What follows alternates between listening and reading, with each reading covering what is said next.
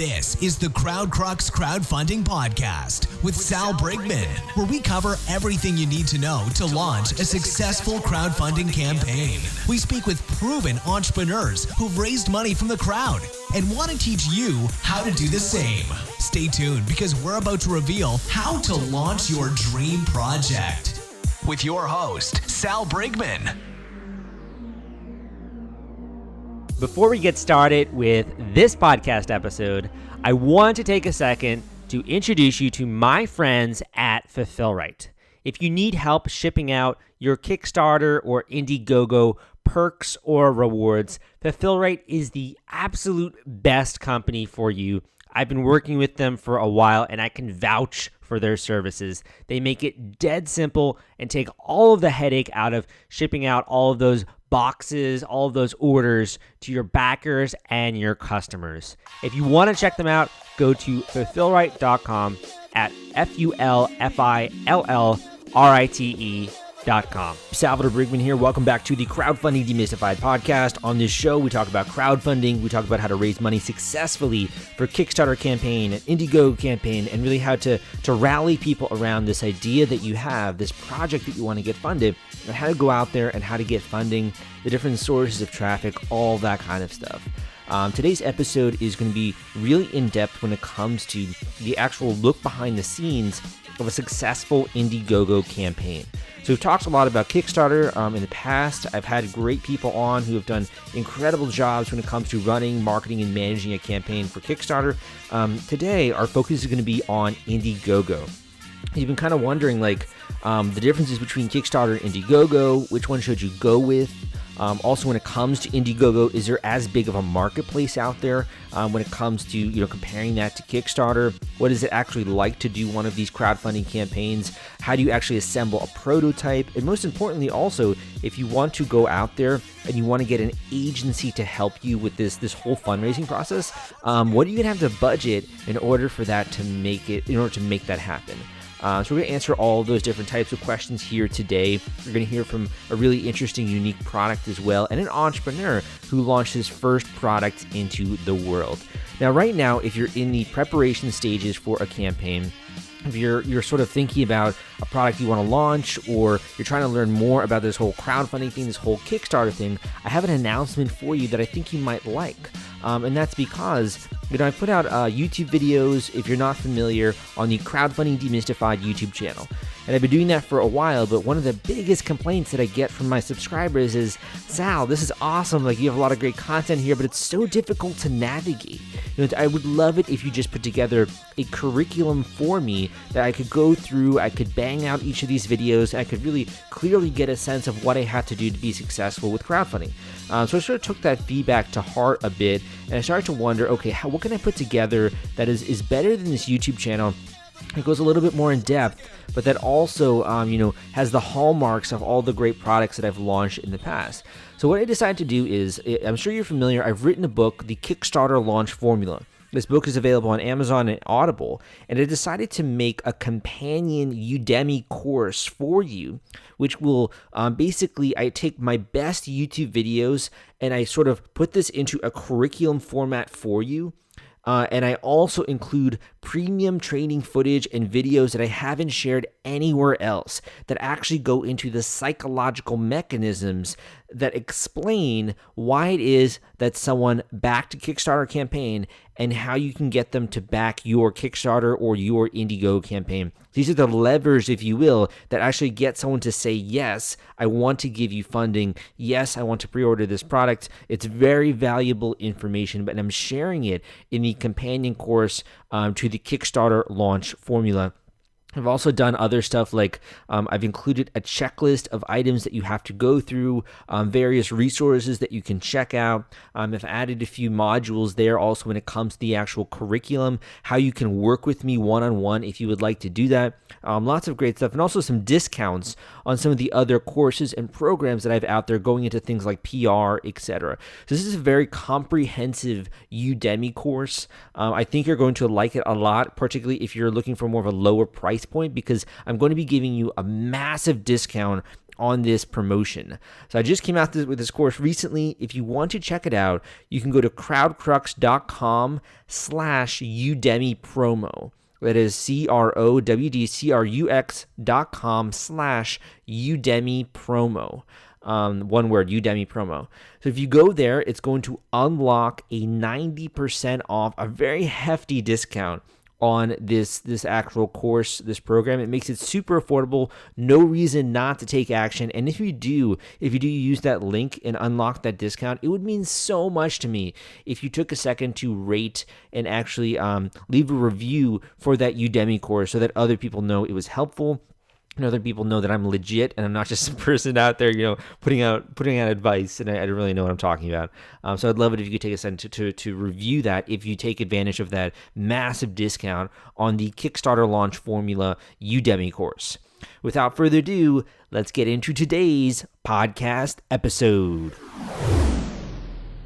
Hey guys, welcome back to the Crowdfunding Demystified podcast. Really exciting interview for you here today. We're talking about the Casper Board. You can burn calories and focus at work. It's a really neat product that's already raised over $65,000 on Indiegogo off of a $25,000 goal, and I will let Martin tell you a little bit more about it. Martin, welcome to the show. Yeah, hi Sal, thanks for having me on. I'd love if you could just give the viewers, the listeners, a little bit of an idea of what the Casper Board is, how they can use it, who uses it, what does it do for you? Perfect. Yeah, for sure.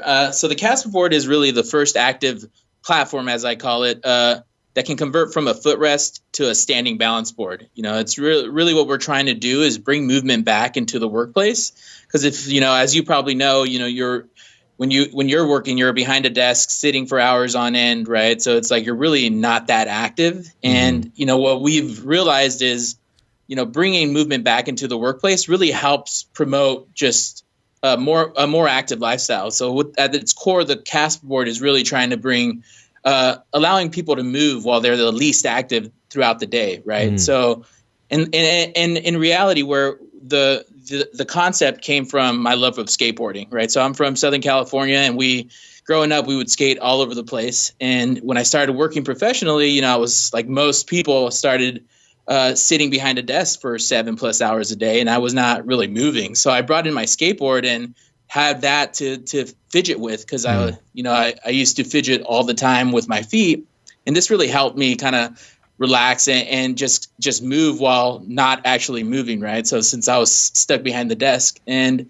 really the concept behind it came from my love of skateboarding. Mm-hmm. So it kind of looks like a combo between the sort of mini snowboard or like a larger skateboard, and then it has these two sort of rollers on the bottom, it looks like. Yep. Yeah, exactly.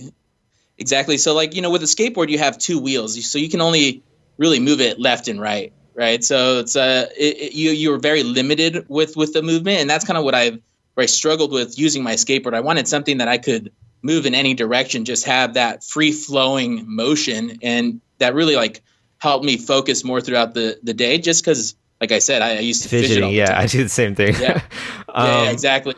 Can you stand up on it? Is it limited to you sitting down, or do you see people standing if they're standing and working? Yeah, for sure. So that's one of the unique things about the Casper Board right now. There's on the market, there's some active footrests that allow you to move your feet while you sit at work. And there's also some balance boards out there that, for people that stand at work, allow you to kind of stand on the balance board to activate your core. But there really wasn't anything out there that can help with both stages, right? So it's like a footrest doesn't necessarily help you when you're standing at work. And we wanted to bring movement across regardless of how you work, right? So the design that we came up with was this modular design where at the base you can attach multiple different configurations. So you have the footrest configuration, which is those two ball housings that you see in the image, and that is really meant to help you move while you sit. So you can move up and down, side to side, tilt it, pretty much whatever you want. Very but cool. You can also detach those and then attach essentially it's like a half dome, which once it's attached, you flip it over and you stand on it, and it has some slide instability to activate your core while you're standing at your desk. It's really not that difficult to stand on it, but you definitely do feel like your whole body activate as you're standing on your standing desk while using the balance board. That's awesome. It's like you're burning calories, you're working your muscles, you're not even really trying. I think that's like Exactly. that's the end goal, because no one likes working out, no one likes going to the gym. Exactly. Cool, man. Well, it seems like a lot of people have really resonated with this idea. I mean, you've raised over $65,000 thus far. You got 10 days to go at the time we're recording this. Can you tell the viewers a little bit, or the listeners a little bit about like what went into this project? You know, before you actually launched this thing on Indiegogo, what were you guys doing to build some hype, or were you maybe just launched off the cuff? Would love to hear from you on that point. No, for sure. So really the concept, I started the concept about a year and a half ago. And, back then I was just using a blank skateboard deck that I had, at my house.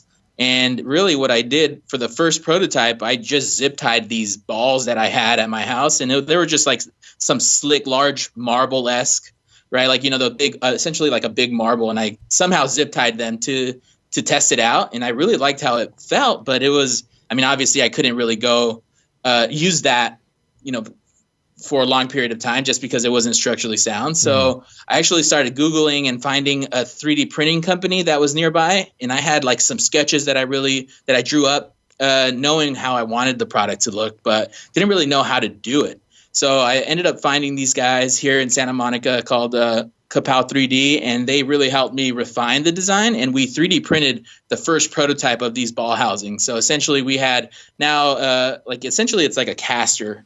So once you attach them to the bottom of the board, you're moving, right? So now their balls are free flowing. You can move in any direction. You can pivot and whatnot. So we had that product, and that's when I started taking it to work, testing it out, having coworkers test it out and giving me feedback. And once I realized, that I had something here, because all my coworkers wanted one. I made a couple prototypes. They never give them back, so I knew I had something there, right? Because initially I made this for myself. So I didn't even think I was going to go into crowdfunding until I started getting a lot of this really good feedback. And I really thought crowdfunding was probably the only way for, a solo person to go into market, right? And get that market proof. So let me ask you about that, because I think that initial prototype, people aren't really sure how to get started when they have an idea. Yep. So I guess the first prototype, what did you say? What purpose would it serve? Like, was it that you got to at least see the dimensions of it, or how it might work? Like, what did that initial prototype that you sort of hashed together, you think that purpose served? Yeah, so the first prototype was mainly just for the functionality and comfort levels.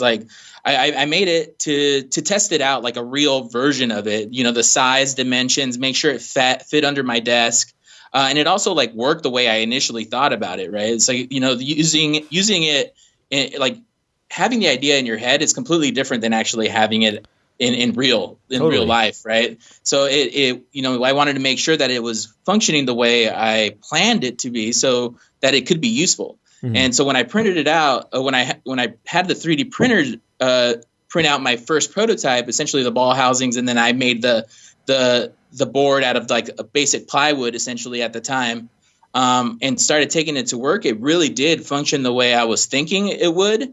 There was some tweaks I had made. Initially, I only was making the footrests, so they were actually not detachable at that point. They were physically screwed to the board. Mm-hmm. So you couldn't configure it to be a balance board. That kind of came after. But the first version was exactly what you said. It was to test to make sure the size was right, the functionality was right, or if there was additional tweaks that we needed to make. Yeah, the only reason I asked that also is because I'm looking at the board. It looks incredible. It looks awesome, very well done. And I think it's almost intimidating for a new entrepreneur to come and see a finished product like that, and they think it kind of just it just came out like that, Yeah, but obviously exactly. There's iterations and phases that went into creating this. No, exactly. And then for someone like myself, I feel like I never feel like it's done, right? So I look at it and, I get a lot of really good feedback, but then at the same time, it's I already see the next iteration, the next improvement, and really having people like the 3D printer to advise me on the materials and stuff like that is really helpful to get your product actually made, or at least at a prototype level. I bet. So you have this prototype, you've been trying it out, you've been getting really good feedback from people at work, and then you already knew you wanted to launch a crowdfunding campaign. What were you doing from that point up until the launch date? What was your activities like? Were you getting things in order? Would love if you could shed some light on that. Yeah, so at the very beginning, my background is in advertising, so I work in TV advertising, and I felt like I really had a good handle of what I needed to do to really get this product launched and be successful. But as I got closer and closer to when I thought the launch date would be, I started realizing there's a lot more that needs to be involved to launch a successful campaign. So I started advising some of my friends who are in like the digital space and people that have worked in the crowdfunding. In the crowdfunding arena before, and they really highly recommended talking to experts that focus on crowdfunding, like digital ad agencies that focus on crowdfunding. So that's kind of the route I went. I actually reached out to some people at Indiegogo to give me some feedback, and they recommended one ad agency, or really like a social ad agency called Russell Marketing, and talking to them, they really had a really great offering that allowed me to be really hands-on, but still they helped guide me in the navigate the whole crowdfunding it's an arena. entirely different beast. Yeah, it's a completely different beast than what I initially expected. So what kind of stuff were they doing for you? Were they building landing pages? Were they doing emails for you? Like, what kind of stuff were they doing? Yeah, so they were building a few different landing pages, A/B testing. We also knew that the majority of a successful crowdfunding campaign happens pre-launch, right? So, making sure you're building that awareness of your core customers before you even launch the campaign. Like, that is one of the most important things. And that's one of the biggest things that I learned in my first time running this crowdfunding. I've never done it before. So I initially didn't think it was as important as looking back now, 2.5, 3 weeks in. It's like knowing and seeing how important that first your consumer base initially before launching is important. And what we did is we were doing a lot of social ads before the campaign launched for probably about 8 weeks to really try to get our email people to sign up and stay up to date with our product, people that really the product resonated with, and that way we could, when we launched, we would have like a solid foundation of core users or early adopters. I think that's one of the smartest things you can do, quite frankly.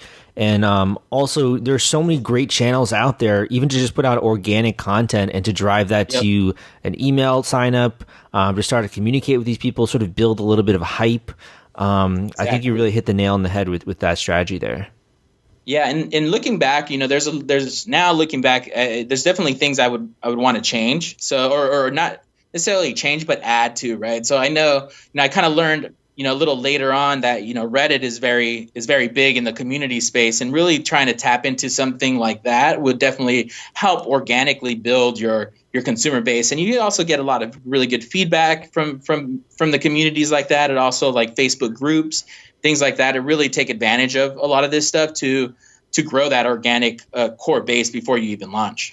Another big thing a lot of crowdfunders will mention are influencers, and it's so hard, I think, to just the idea of reaching out to people and persuading them to feature your product or do video on it and stuff like that. But influencers are huge nowadays. It's crazy. Yep. Have you seen anything with that related to your project?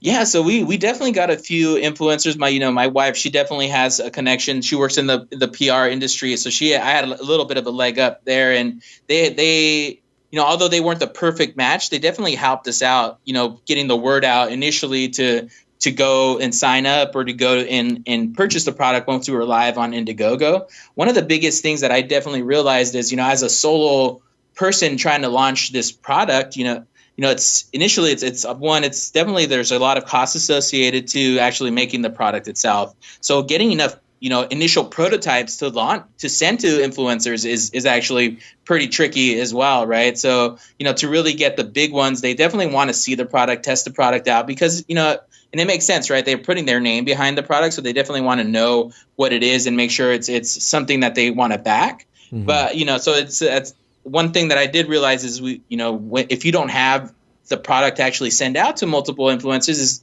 is get creative on how you want to partner up with them, right? So it's like either do some type of kick booster referral thing, or figure out how to partner with them at a different level and not just necessarily to review your product.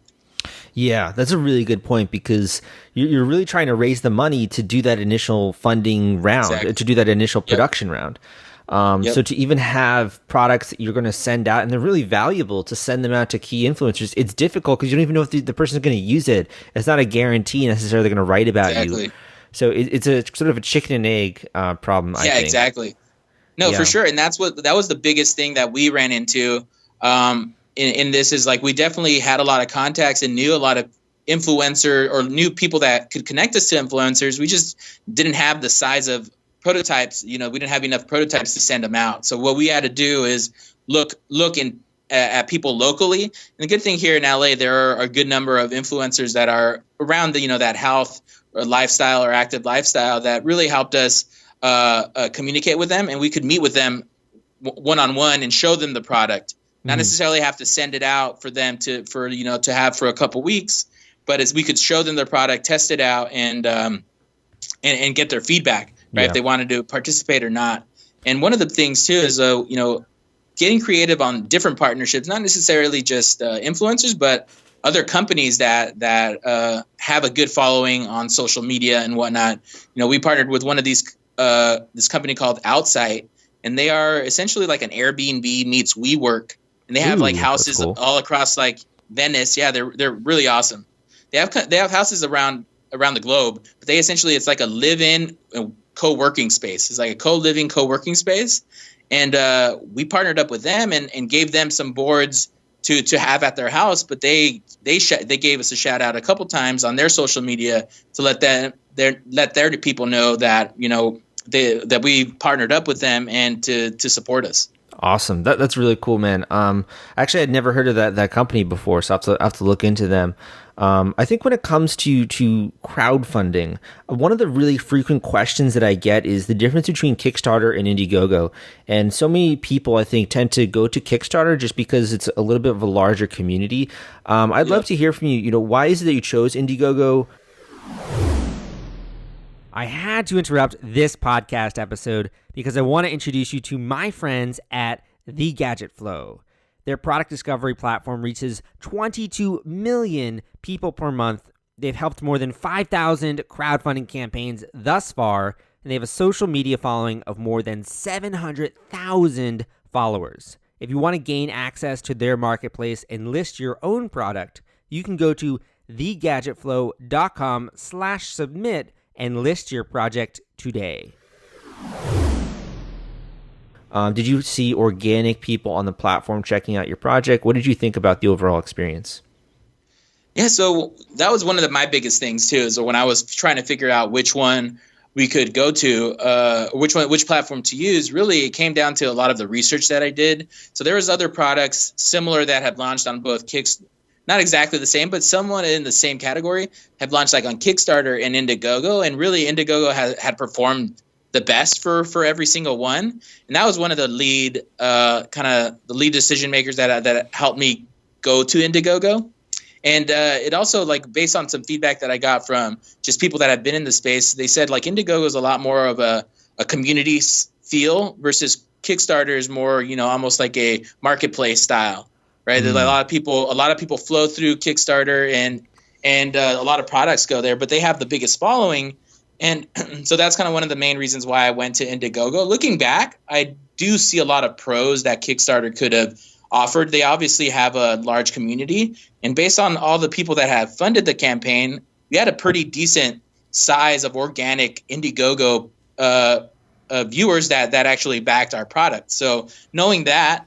And knowing that Kickstarter actually has a bigger user base, it might have kind of drove a little more on that front. So it's like there is these pros and cons, but really why I decided Indiegogo was there was other products that were kind of in the similar space that actually did very well in comparison to products that launched on Kickstarter. So that was my main decision maker. Very cool. I think that you're actually quite accurate, because a lot of the people that have come on the show and talked about Indiegogo have really said that someone has reached out to them, one of the members of the Indiegogo team, or they've personally given them feedback. And I very rarely get that with the Kickstarter campaigns that I interview.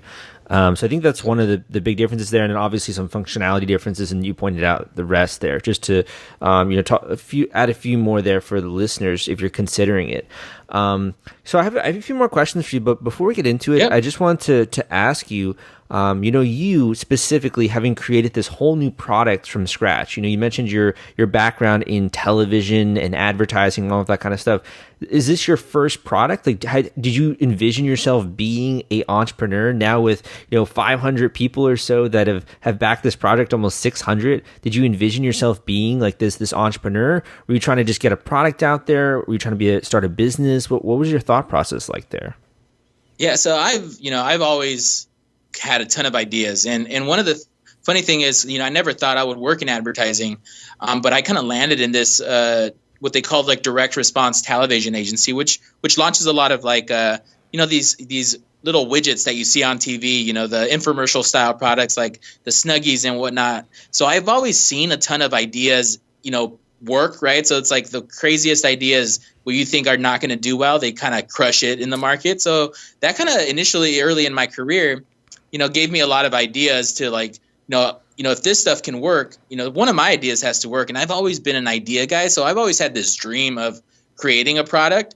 And I've had probably, 10, 15 different ideas. But at the same time, I've never knew how to actually go out and do it. This was the first time where I actually really felt comfortable in what needed to be done to actually make an initial prototype. Like I said, I made it for myself first.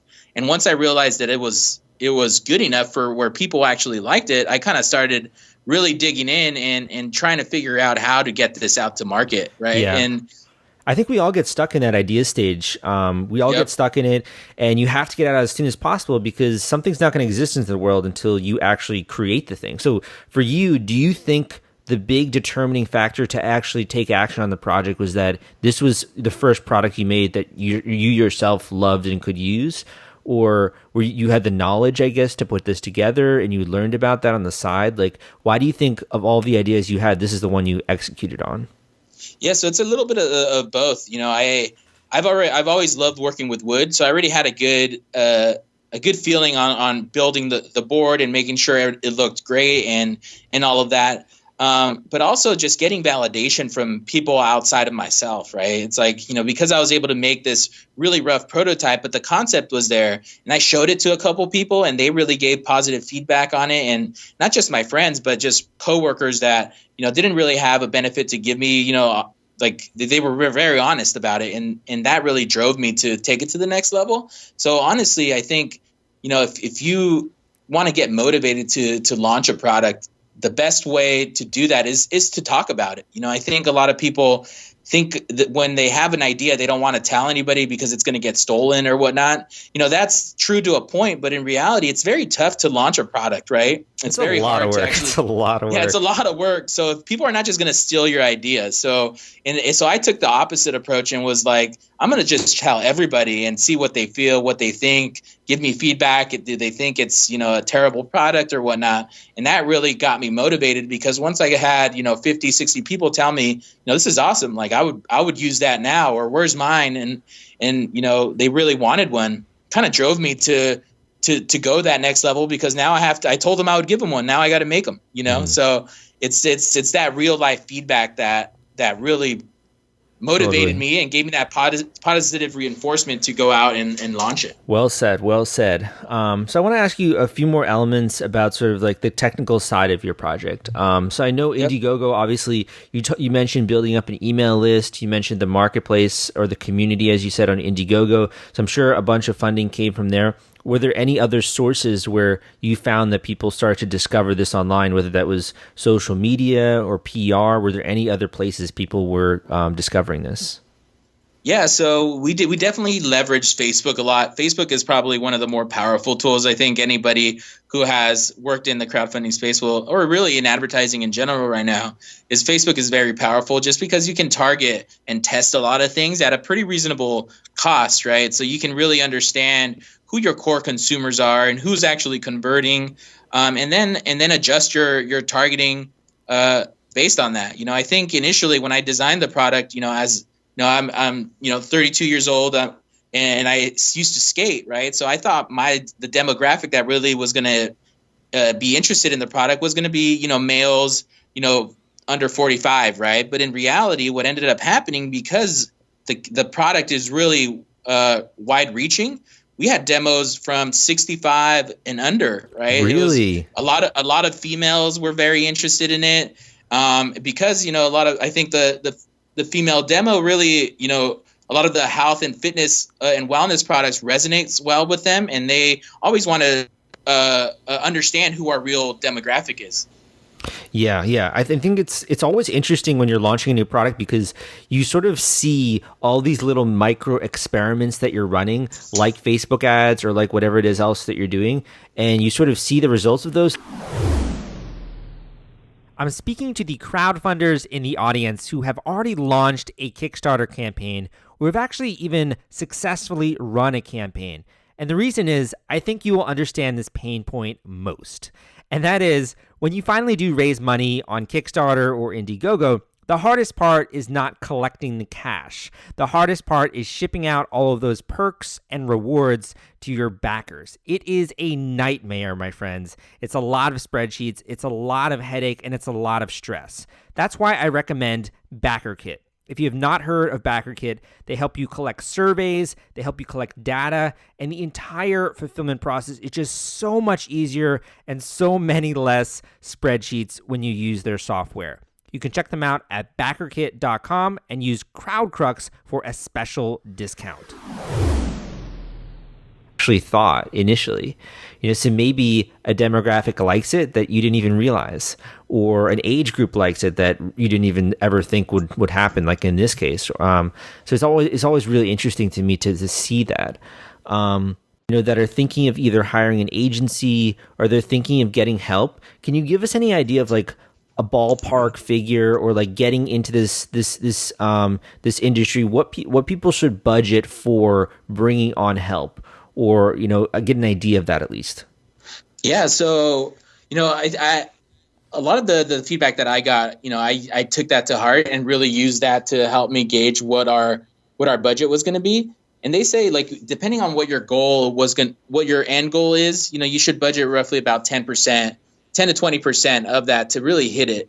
And a lot of that is because, a lot of that is allocated to the pre-launch campaign. So, for us, we had a budget of roughly about $20K to really help us get through the rest of the campaign. So we still have, 10 more days, and we also are planning for the next stages after that. So, I think having that budget to try to get you to where you want to go it's roughly the benchmark is like 10 to 20%, probably a little higher now that it's becoming a lot more difficult to really run successful campaigns, and one of the things that I think I might have been a little jaded. I think a lot of people are also, is you see these campaigns raising $1 million or whatnot. And there's a lot going on behind the scenes for those campaigns, right? They might have like really massive budgets or already a pretty established company behind them that is testing this out as a true sales channel, right? Yeah. There's a lot happening behind the scenes that we don't even see, and also things that are contributing to like spikes and pledges that we don't even see. Exactly. A lot of the times, if you don't have like an app installed on your browser, like KickTrack, the Chrome app, to see how a project is trending, you might not even realize it, but behind the scenes, like a project's owner might be like going crazy because they're losing momentum, but it looks like they're doing really well. There's such a difference there. Yeah, and then that's one of the biggest. Yeah, for sure. And that's one of the biggest things for me. It's, this is my first time. So we had that huge uptick in the first, 48 hours, but it's like, and then it started to slow down, and I was like freaking out, trying to figure out what we can do to pick it back up and whatnot. But, I like, that's why, having the agency really helps. They kind of calmed me down. It's like, this is expected. We just need to pick up our PR. We need to start reaching out to the communities more and really understanding, what their feedbacks are to try to get that momentum back up, right? So, the initial uptick that you're going to see when you initially launch is really due to your core, your core early adopters that you have built prior to even launching. And that's why I think that is the biggest and most important aspect of the campaign, because the larger pool of early adopters you get, the better campaign you're going to have overall, and you can always piggyback into them to help you spread the word, right? Because they obviously love the product, and they're participating for a reason, right? Yeah, definitely. Well said. Well, congratulations, man. I mean, you've totally blown this campaign out of the water for your first project. $65,000 raised. You still have 10 days to go. If you guys want to go and check it out, it's Casper Board, Casper Board on Indiegogo. Yep. It's really cool looking too. So you might want to check out just like how the whole project images look. There's really cool GIFs. You can sort of study that. Also, it's a really neat product. So I urge you guys to go and check it out. I also want to just say here for your first product, man. That's really ambitious. So also congratulations on getting that together. And I think keeping ideas in our head, it's sort of something that plagues all of us, myself included. Exactly. I have books I want to write, and I have to always remind myself, like, man, this thing isn't going to exist unless you write it. So exactly. It's always one of those things.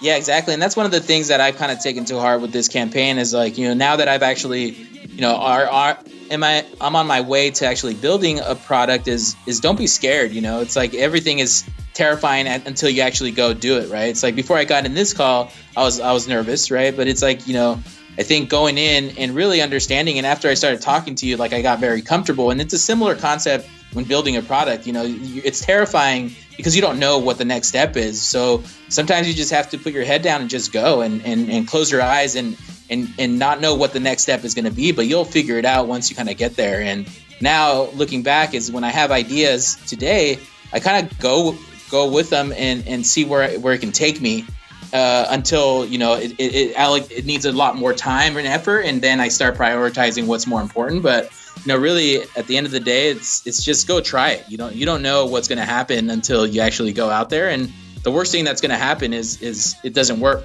right? And then you go on to the next one. Martin, thank you so much for coming on the podcast. Look forward to seeing your remaining 10 days. And also, I imagine you're going to go into In Demand. So again, that's Casper Board. You guys can go and check it out. CasperBoard. Martin, thanks for coming on the show. And if you're launching another one, we'll have to have you back. Yeah, for sure. I'll definitely be hitting you up. Have a good one. Thank you for listening to this episode of the Crowdfunding Demystified podcast. Guys, this was a stellar interview, tons of great information, chock full of great strategies, tips, advice. I also thought that Martin's thoughts on what you need to budget for an upcoming launch is really spot on. So this is a lot of good information. I urge you to go out there and start to take action on this. If you haven't yet, would love a review of this podcast, but I also have the other announcement that I shared with you in the beginning, and that is that if you really want to up your learning, want to gain access to some of the module that I put together for you in a curriculum format, walking you through how to launch a successful Kickstarter campaign, the bare bones behind that, what do you have to do in the way of the video, what do you have to do in the way of the marketing to actually get funding, to get attention, all that kind of stuff I've included in this course, this Udemy course, the Kickstarter launch formula.